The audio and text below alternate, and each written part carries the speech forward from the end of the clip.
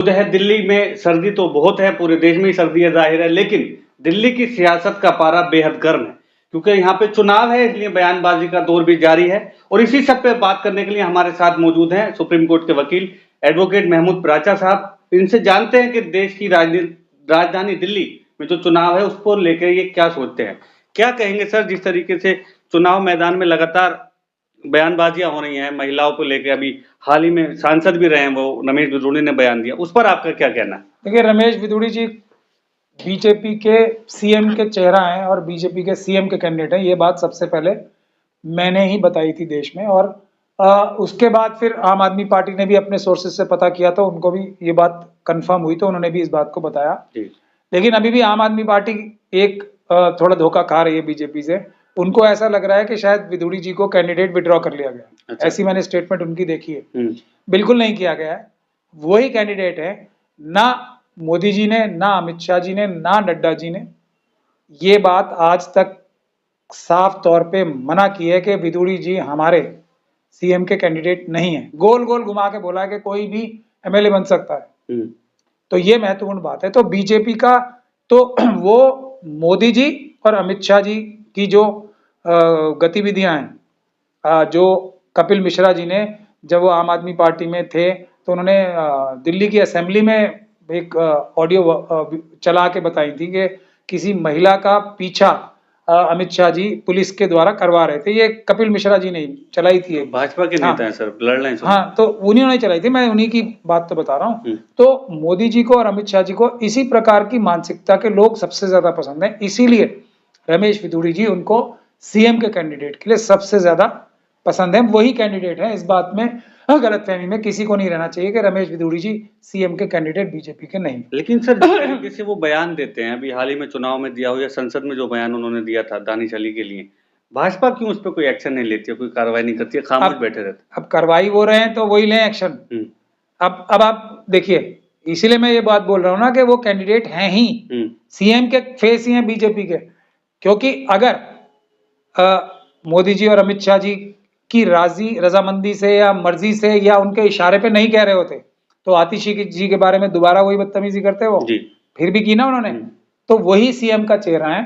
और बीजेपी को, क्योंकि मनुवादी मानसिकता यही होती है ना, महिलाओं को तो घृणा की नजर से देखा जाता है या एक खास नजर से देखा जाता है, जो गंदी नजर मानी जाती है ना महिलाओं के ऊपर, उनकी वही नजर रहती है। तो बिधूड़ी जी कभी भी किसी महिला को इज्जत की नजर से देख ही नहीं सकते, इसीलिए तो सीएम का चेहरा है। लेकिन सर कपिल मिश्रा भी उनके उम्मीदवार हैं वहां से, तो उस पर क्या कहेंगे? तो उन्होंने भी लगातार बयानबाजियां की हैं उस दौर में जो कि देश की राजधानी का माहौल खराब हुआ। आप उनके बहुत सारे विक्टिम के वकील भी हैं, केस लड़े आप उन पर क्या कहेंगे? तो देखिए, ये जो दिल्ली में जो हमले कराए गए थे आरएसएस और बीजेपी द्वारा, उसका मुख्य चेहरा तो कपिल मिश्रा जी थे ना। दिल्ली पुलिस के कुछ भ्रष्ट अधिकारी, जिसमें डीसीपी सूर्या और ये ही दोनों ने जाके तो सबसे पहले हमला किया था जी। अपने सैकड़ों समर्थकों के साथ और हथियार और ये सब लेके। ये तो तथ्यात्मक रूप से सही है ना आज भी अभी। लेकिन क्योंकि जो देश के सबसे बड़े दूसरे लॉ ऑफिसर हैं, उन्होंने जाके कोर्ट में बोल दिया कि अभी ये नहीं कहा कि कपिल मिश्रा जी ने अपराध नहीं किया है, ये रीजन ये दिया था उन्होंने कि अभी वो हालात अच्छे नहीं है कपिल मिश्रा जी के खिलाफ एफआईआर कराने में। और उसके अगले दिन पूरा देश जानता ही है जस्टिस मुरलीधर का ट्रांसफर हो गया। लेकिन भारत सरकार के सबसे बड़े दूसरे लॉ ऑफिसर ने ये जाके स्टेटमेंट दी थी कि हमें इनके खिलाफ माहौल अभी अच्छा नहीं है कपिल मिश्रा के खिलाफ एफआईआर कराने के लिए। तो क्योंकि कराई उन्होंने थी, तो वो भी उनका एक मुख्य चेहरा है दिल्ली का, क्योंकि उन्होंने इतना बड़ा काम किया था आरएसएस और बीजेपी का, जो सीए एनआरसी का के प्रोटेस्ट पीसफुल हो रहे थे उनके ऊपर हमला करवा। लेकिन सर दिल्ली में जिस तरीके से कांग्रेस, भाजपा और आम आदमी पार्टी चुनाव लड़ रहे थे, शुरू से लड़ते भी आए हैं, वहीं अब असदुद्दीन ओवैसी की एआईएमआईएम भी चुनाव लड़ रही है और वो उन पीड़ितों को उन्होंने अपना उम्मीदवार बनाया है। 2 कैंडिडेट उन्होंने उतारे, उन पर आप क्या कहेंगे जो सीएनआरसी का आंदोलनकारी थे और अब जेल में? देखिए, इससे बड़ा बुरा काम कोई और नहीं हो सकता कि जो लोग सालों से जेलों में बंद हैं उनकी कमजोरी का फायदा उठा के, उनको इमोशनल ब्लैकमेल करके या उनके मजबूरी का फायदा उठा के अपना राजनीतिक फायदा उठाना और अपने आकाओं को अमित शाह जी को खुश करने का काम जो ये किया है, ये बिल्कुल, इसीलिए मैं अब आज बिल्कुल साफ तौर पे ये बता रहा हूँ। और मेरा दिल तब सबसे ज्यादा टूटा जब ताहिर हुसैन साहब की पत्नी को, जो उम्मीदवार वाइफ हैं, उनको मैंने स्पीच देते हुए देखा, ये कहते हुए कि मैं भीख मांग रही हूँ वोटों की, मेरा पति जो है वो जेल से बाहर आ जाएंगे अगर आप लोग मुझे वोट दे दोगे। इसी तरह की कमोबेश बात जो शिफा उर रहमान है उनकी पत्नी द्वारा भी कहलवाया गई, जो उनका एक तरीके से राजनीतिक इस्तेमाल करने के लिए पर्दा नशीन औरतों को भी इस्तेमाल करने की मानसिकता रख सकते हैं, और क्या क्या और उनको धोखा दे सकते हैं कि ये अगर चुनाव में वोट पड़ जाएंगे नहीं या वो जीत जाएंगे तो ये बरी हो जाएंगे, ये जेल से बाहर आ जाएंगे। ये जो धोखाधड़ी एआईएम पार्टी ने इन लोगों के साथ, मजलूमों के साथ की है, इससे बड़ी धोखाधड़ी कुछ नहीं हो सकती। आरएसएस और बीजेपी के साथ हैं इस बात के तो सैकड़ों सबूत दुनिया में लोग देते ही रहते हैं, लेकिन ये सबसे अब तक की घटिया कामों में से एक काम है। उनको अगर मदद ही करनी है किसी की, तो सर एमएलए बन के नहीं आ सकते क्या बाहर? एमएलए बन के बाहर आते हैं, मतलब ऐसे अगर मीम वाले कह रहे हैं, उन्होंने उम्मीदवार बनाया है, तो क्या बनते ही बाहर आ सकते हैं? ऐसा कुछ कानून है? ऐसा कानून तो बैरिस्टर साहब ज्यादा मुझसे अच्छा बता सकते हैं, वो तो मुझसे बड़े वकील हैं। लेकिन वो बैरिस्टर साहब ये भी तो बता दें, जो हमने पढ़ाई की है कानून की, उसमें तो ऐसा कहीं नहीं लिखा है।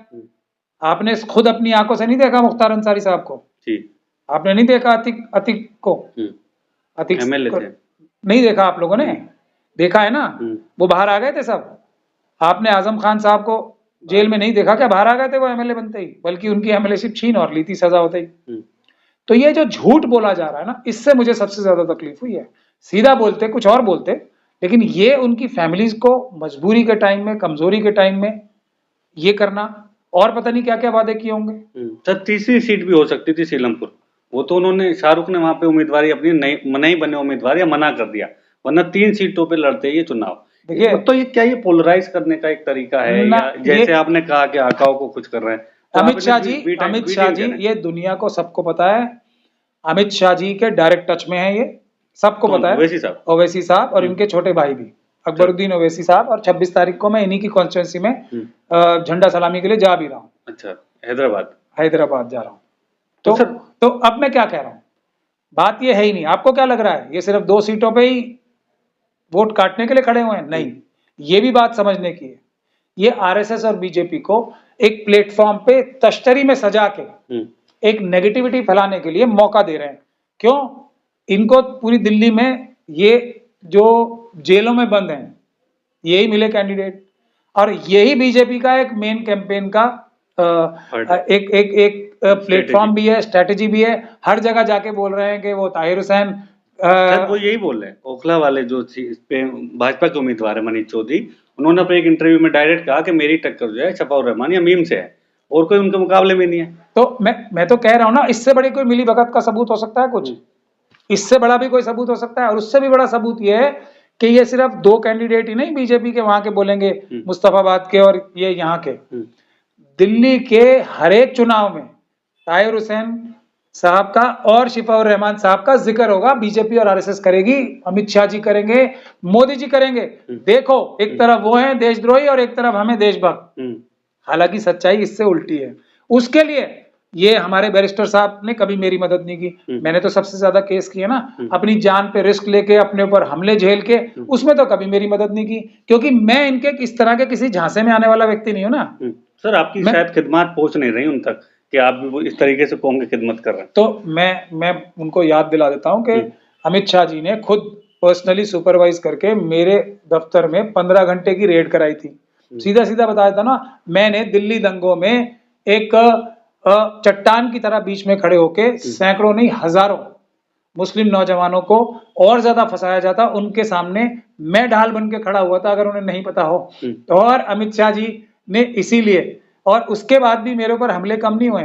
उसके बाद भी पुलिस के जो पब्लिक प्रोसिक्यूटर साहब हैं, उन्होंने मेरे खिलाफ अदालत में दरखास्त लगा के कितनी बार कोशिश की कि मुझे इस केस से हटा दिया जाए। मुझे अदालतों में तक धमकियां मिली कि तुम्हें तो ये शिफा उर रहमान साहब और ये जो यूएपीए की जो चार्जशीट है उसमें मुलजिम ही बना दिया जाएगा। बार काउंसिल में मेरी शिकायत की, और कितनी चीजें गिनवा, और मैंने किसी से एक पैसा भी नहीं लिया। मैं तो मौलाना महमूद मदनी, अरशद मदनी और ये जो जमात इस्लामी जितने भी इनके APCR और जितने भी हैं दुनिया भर में चंदा इकट्ठे करते फिर रहे हैं, मैंने तो किसी से एक पैसा भी नहीं लिया। अब तो आ जाइए मेरी रक्षा के लिए ओवैसी साहब, कुछ मेरे ऊपर भी ध्यान दे लीजिए, लेकिन मैं नहीं बात करेंगे मुझसे क्योंकि मैं आपके झांसे में नहीं तो सर आऊंगा। आप भी चुनाव लड़ेंगे क्या इसी तरह जिस तरह ये दो को लड़ा रहे हैं? अगर आपसे कहते तो क्या आप भी लड़ लेते? अगर मुझे कुत्ता ही बनना होगा तो मैं अच्छी जगह जाके बनूंगा कुत्ता, इतने घटिया आदमी के साथ कुत्ता भी नहीं बनूंगा। दिल्ली की जनता से क्या कहेंगे सर, जिस तरीके का माहौल है और जो आपने कहा कि ऐसे ऐसे नारे देके वोट मांगा जाएगा, तो लोगों से क्या कहेंगे जो दिल्ली के वोटर हैं? देखिए, जो मेरी बात को अहमियत देते हैं, मेरी बात को सुनते हैं, सीधा सीधा फॉर्मूला है, सबसे बड़ा दुश्मन जो अभी हमारा है चुनाव में वो है चुनाव में ये चोरी करने की, वोट चुराने की मशीनें जी। और इसमें 20% तक गड़बड़ होती है। पहला मेरी सलाह है, जो भी मेरी बात सुनेगा, पहली सलाह, ज्यादा से ज्यादा संख्या में जाके वोट करें, पहली। दूसरी, कोई भी व्यक्ति जो आपके आसपास भी है, आप तो स्वयं दे ही नहीं RSS और बीजेपी को वोट, बिल्कुल भी एक भी वोट ना दें, ना डायरेक्टली इनके और ना जो इनडायरेक्टली कैंडिडेट है किसी को वोट ना दें। दूसरी मेरी सलाह ये है। और तीसरी सलाह ये है कि जो भी जिस कॉन्स्टिट्यूंसी में आपको लगे सबसे मजबूत है उसको वोट दें, और उस कैंडिडेट को यह भी बताएं कि हम आपका टोटल बायकॉट कर देंगे अगर RSS और बीजेपी की तरफ आपने करवट करके भी सोया कभी। मेरी ये सलाह है, किसी को भी वोट दें, RSS और बीजेपी को ना दें एक भी वोट, ज्यादा से ज्यादा संख्या में जाके दें। अपने क्षेत्र में जो भी ये जो दो पार्टीज हैं, कांग्रेस और आम आदमी पार्टी के अंदर जो भी सबसे ज्यादा उन दोनों में से मजबूत लग रहा हो कैंडिडेट, उसको वोट। आपने सर शाहीन बाग आंदोलन में स्पीच भी दी और लोगों की मदद भी करी, वहीं पर दिल्ली के सदर साहब भी थे। दिल्ली के सदर, आप समझ रहे हैं मैं किसकी बात कर रहा हूँ? कौन से सदर? बहुत सारे सदर थे दिल्ली के। दिल्ली के सदर जो इस टाइम मौजूदा ऑफिशियली सदर हैं एक तरह से। क्या नाम है? शोएब जामई की बात कर रहा हूँ, जो टीवी पैनलिस्ट भी हैं और दिल्ली के प्रदेश अध्यक्ष हैं इनके। उनके लिए क्या कहेंगे सर? वो भी तो लगातार कौम की खिदमत कर रहे हैं। शाहीन बाग में भी आंदोलन में साथ थे, वो मीडिया कोऑर्डिनेटर थे, इस टाइप से कुछ था उनका ट्विटर पे। भाई मेरी तो उन्होंने बुराई की थी, तो आप समझ लीजिए वो कौन होंगे। अच्छा, उनमें ऐसी क्या खासियत थी कि दुनिया भर के लोगों में से एक दिल्ली में एक से बढ़कर एक मुस्लिम कम्युनिटी के माहनाज लोग मौजूद हैं। उनमें ऐसी क्या खासियत है, हम सब मिलकर ढूंढते हैं। पहले रिसर्च करेंगे तो खासियत पता लग जाएगी कि दिल्ली दंगों में उनका रोल क्या था असली। और उन्हीं का नहीं, बहुत सारे, एक जो जमीयत के जो वो है ना, अभी जिन्हें लीगल एडवाइजर बनाया गया था और उसको उनको पार्लियामेंट की जो कमेटी है, पार्लियामेंट्री कमेटी में उनको एक सलाहकार के रूप में लेके गए थे। उनके ऊपर तो ये इल्जाम लगे कि ये तो गवाही हैं इसमें, ये वाले केस में यूएपीए वगैरह, ये यूएपीए के केस में गवाह हैं, वो ऐसे इल्जाम लगे। मैंने पता नहीं, पब्लिक डोमेन में बहुत देखे हैं। अब शोएब जमाई साहब कौन है, इसके लिए आप लोग रिसर्च कीजिए, आपको पता लग जाएगा।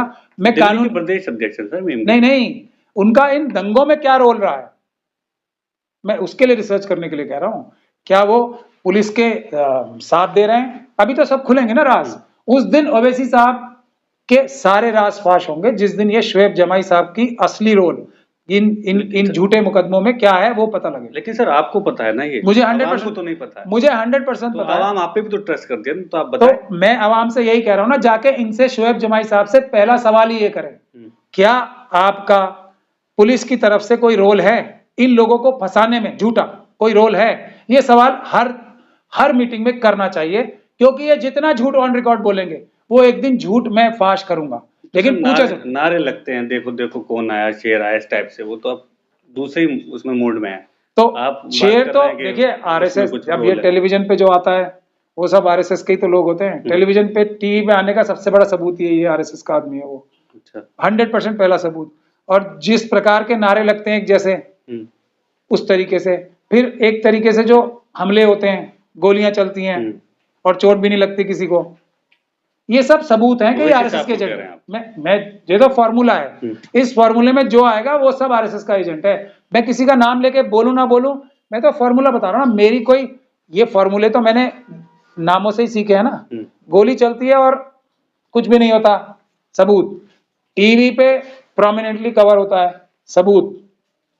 एकदम सडनली आदमी इतना बहादुर हो जाता है, पुलिस से डरना ही बंद कर देता है। क्या क्या बोल रहे हैं वो, मतलब कोई लगाम ही नहीं है, कुछ भी बोलो तो सर अब पुलिस कुछ नहीं करेगी। तो मुसलमान मायूस हो जाए, क़यादत की भी तरफ ना देखे, वो क्या करे फिर ऐसे हाल? क़यादत जो आवाज उठा रही है सिर्फ आवाज ही उठाई जा रही है। मैं जबरदस्त स्पीच दूंगा पार्लियामेंट में जाके, आवाज उठाऊंगा, हाथ में क्या आएगा वो नहीं।